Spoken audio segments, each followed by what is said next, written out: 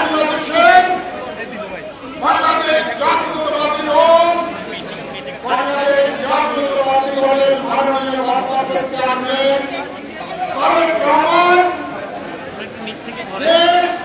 আন্তর্জাতিকভাবে আজকে যখন একটা ভাবমূর্তি সৃষ্টি করা হয়েছে সাথে সাথে ষড়যন্ত্রকারীরা আমাদের সেই লক্ষ্য বিনিষ্ট করে আমাদের দলের ভারপ্রাপ্ত চেয়ারম্যান তারেক রহমানের ইমেজ পূর্ণ করার জন্য চেষ্টা করা হচ্ছে বিভিন্নভাবে।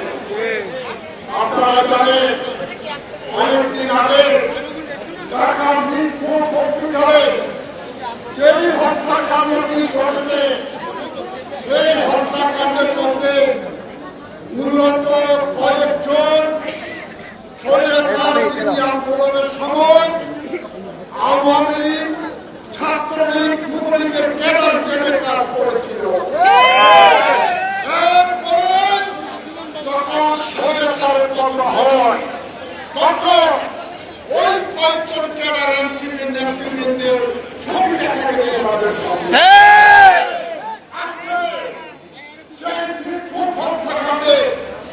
মধ্য দিয়ে সেই মধ্যে এরকম হত্যাকাণ্ড সংঘর্ষ হয়েছে। হত্যাকাণ্ডের পরে আমরা সাথে সাথে দেখি দুই একটা চ্যানেলের মধ্যে সে হত্যাকাণ্ডকে মানুষ প্রত্যক্ষ করেছে।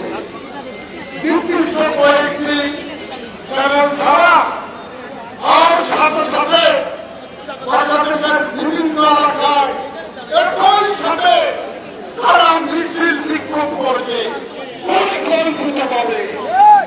আমাদের প্রশ্ন এটা কিসের কি পাচ্ছি আমরা?